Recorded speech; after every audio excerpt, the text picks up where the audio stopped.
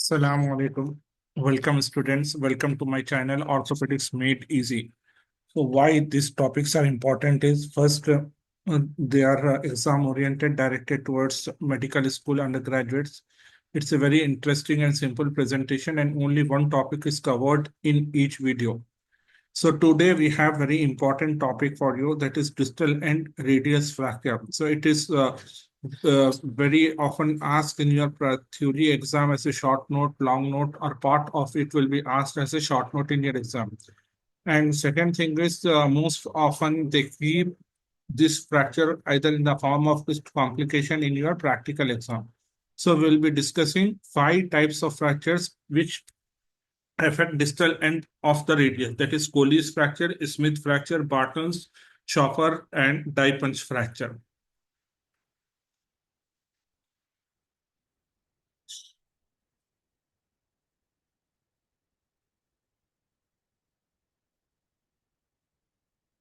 So we have a 60-year-old female patient. She had history of fall at home. She sustained wrist injury after the fall. So, and there is a noticeable swelling and the deformity. So this is a common presentation. 60 years old female means it's a osteoporotic bone. So, fall at home, osteoporotic bone, and there is a history of fall at home, sustained wrist injury. So it's a trivial injury. So it follows osteoporotic bone fracture happens after a trivial fall. So what are the specific features of distal end of the radius? Distal end of the radius extend from the articular surface of the radius to 1.5 inches proximally. That is 1.5 proximal to the wrist joint. It is a cortico. This is a cortical bone. This is a cancellous bone. So it's a cortico-cancellous junction. This is a cortico-cancellous junction. And this is metaphysis and sponge. It's affect the metaphysis or spongy bone. So anything happening here also affect the distal radio-ulnar joint. So we have the joint here that is formed by the radius. So this is scaphoid lunate. So this joint is radiocarpal. So radioscaphoid radiolunate joint. So here few things are very important. One is the position of the styloid process of ulna and styloid process of radius. If you clinically examine, the styloid process of radius is around 1 centimeter distal to the styloid process of ulna. This point is very important because when you are treating the fracture of the distal end of the radius, you need to gain this parameter to decrease the deformity. Otherwise, patient will have shortening and deformity. So, and second thing is that is the formation of joint between the carpal bone and the radius. So it's a radial carpal joint forming joint between radius and the lunate, radius and the scaphoid. We have one more structure here that is called as triangular fibrocartilage. So it's a cartilaginous fibrocartilaginous structures where it is attached to the styloid on the medial side and the lateral side it is attached to the medial end of the radius, which give distal radioulnar joint stability. So we have classification of distal and radius fracture. As I told before, it happens in the metaphysis of the distal radius, which is around 1.5 inches in between the distal end of the radius and the proximal to it. And it is at cortico-cancellous junction. These three things are very important. So we can divide the fractures into extra-articular fracture and intra-articular fracture. Extra-articular fracture is when the fracture is happening away from the joint. If you see, this is the joint and fracture is happening here. It is not affecting this area. So this area is not affected. So it's an extra-articular fracture. If the fracture is going and affecting, this is a fracture line and entering into the articular surface, it is called as intra-articular fracture. So we have in extra-articular fractures, Colles fracture and Smith fracture. If you see here, this is a thumb side, so it's the volar side, and this is a dorsal side. So if the distal fragment is displaced dorsally, it's a Colles fracture. And if it is displaced volarly, it is Smith's fracture. So one thing I just want to make you clear is Colles is the complete name. If you want to attach a Colles fracture, so it is not called Colles fracture, it's Colles fracture. Some old examiner, no, they will ask the spelling of Colles. So Colles is complete name of the scientist or doctor who described the Colles fracture. So there is no apostrophe S for this one. Then the second thing is intra-articular fractures. We have three group in this: Barton's, Chauffers, and Dipens.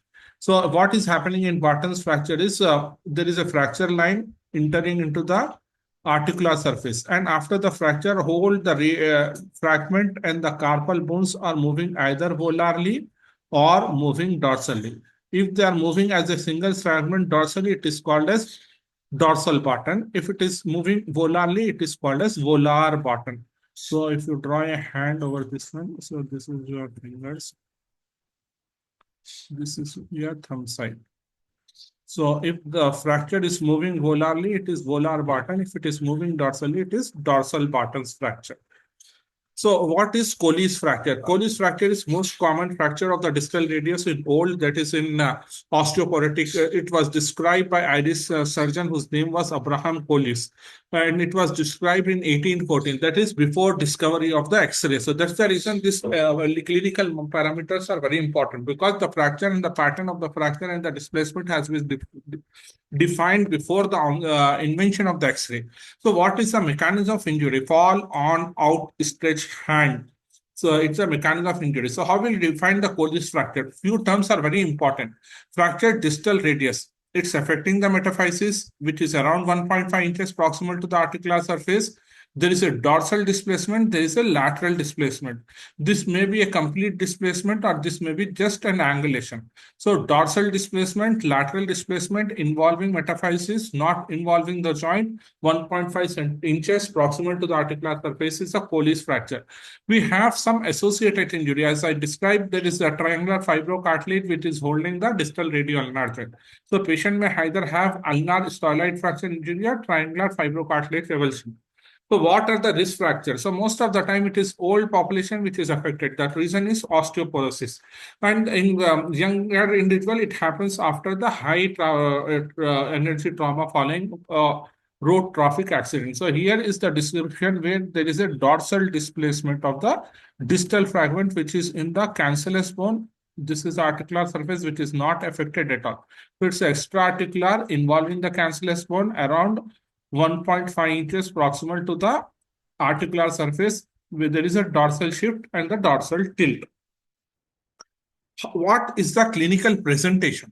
So patient will give history of fall on outstretched hand. As we described before, there will be swelling and pain along the wrist. There is a classical deformity, which is described as dinner fork deformity. And there is a loss of styloid process relationship. As I told you before, the radius styloid is 1 centimeter distal to the ulnar styloid. But after the fracture, due to the impaction of the fragment, the distal radius styloid also moves down. So both will be at same level. Here, if you see, this is the fracture of the distal end radius, and there is a dorsal angulation here. So it gives the picture of dinner fork deformity, and the styloid of the radius and the ulna will be at the same level. How will you diagnose? Diagnosis is by X-ray, AP and the lateral view, and we always need to include the elbow joint to rule out any proximal radial ulnar joint injury in the form of radial head fracture or radial neck fracture like that. Then various displacement has been described. So if you see here, this is in frontal view. This is in lateral view. So in the frontal view, either the fracture will displace laterally or tilt laterally. So it's called lateral displacement, lateral tilt. Or it may move dorsally completely, dorsal displacement, or tilted dorsally, that is dorsal tilt. So, and sometimes no, the fracture will get impacted very badly. So it's called as impacted. And very rarely the whole fragment will turn around, that is called as supination. So to describe the displacement, we have lateral tilt, lateral displacement, dorsal tilt, dorsal displacement, impaction, and supination. This is very important because old examiners generally, they will ask you in the viva and they expect you to write in the answer sheet also when you are writing the long notes in your final exam. How will you treat? We have various modalities of treatment. Either it can be treated by close reduction and immobilization. Immobilization with cast for 4 to 5 weeks. 4 to 5 weeks immobilization with the cast. And we can go for close reduction and internal fixation using K-wire. If it is unstable, open reduction, internal fixation with plate, and very rarely we often use external fixator if there is some added external injury in the form of skin damage or the soft tissue damage. So we can give hematoma block. Directly injecting the xylocaine or any anesthetic agent inside the fracture area, that is hematoma. Once you give hematoma block, then the pain will release. So how will you reduce it? First, there are three things. As I told, there is impaction. So the distal fragment has gone into the distal proximal fragment. Second is dorsal angulation. Third one is lateral displacement or angulation. So how will you do? First, you do disimpaction by giving traction and counter-traction. So this fragment will move this way, that's why there will be disimpaction. Once you have disinfection, then you need to correct the dorsovolar displacement. So push the distal fragment down. Once you have done it, then mediolateral displacement. So first you impaction, you corrected, then dorsal angulation, then lateral displacement. Then you can apply the cast in ulnar deviation of 15 degree and flexion of 15 degree. That will hold the fracture and won't allow it to displace again. The complications, and this is like close reduction. There is a fracture here, so it has been reduced and applied Chauffer. Or you can put the plate here, the fracture is here, or external fixator. These are the various modalities of treatment. Then what are the complications? The early complications specific to this fracture is carpal tunnel syndrome and compartment syndrome. Late complication, malunion. This is very common because most of the time it gets neglected in the old individual. So patient will have dinner fork deformity. Dinner fork deformity. Then patient will have complex regional pain syndrome, extensor pollicis longus tendon rupture. If this also is asked in your exam, so EPL rupture, if it is there, we need to go for tendon transfer for the treatment. Then lastly, it may land up in stiffness. That's all about Colles fracture. Then the second is a Smith fracture. There is a distal radius fracture with volar displacement of the or angulation. So it's opposite of the Colles fracture. Also, that's why it is called as reverse Colles fracture. Here the deformity is reverse of it. So here is the radius. It's displaced like this and the carpal bone. So it gives you like garden spade deformity. Garden spade deformity. So clinical pictures is same of Colles fracture. Patient will have history of fall, pain, swelling, restricted movement, deformity, everything. So diagnosis is again X-ray. Here also we can go for close reduction and splint or cast. We can go for internal fixation with K-wire or open reduction and plate fixation. When compared to the Colles fracture, Smith fracture needs open reduction more often than Colles fracture. The complication here are almost same: complex regional pain syndrome, compartment syndrome, carpal tunnel, malunion, and stiffness. That's all about Smith fracture. The third fracture is Chauffer's fracture. Chauffer's fracture is intra-articular fracture. If you see here, it's an intra-articular fracture. This is distal end of the radius. This is ulna. As I told, styloid is higher here, styloid is lower here. So there is a involvement of the radius fracture. So it's a Chauffer's fracture is intra-articular fracture of the radius that includes the radial styloid process. The styloid process of the radius is involved here. So this is an what is the mechanism of injury? It used to happen in the drivers who used to start their cars using hand cranks. So if you see old cars, they will have some hand crank in the front of the car. So when they try to ignite it, sometimes it will get suddenly there will be a jerk and there is a recoiling here, so that will create the stress over this area and resulting in fracture. So it's a crank backfire sometimes and strike the drivers on the back of the wrist and they have this fracture.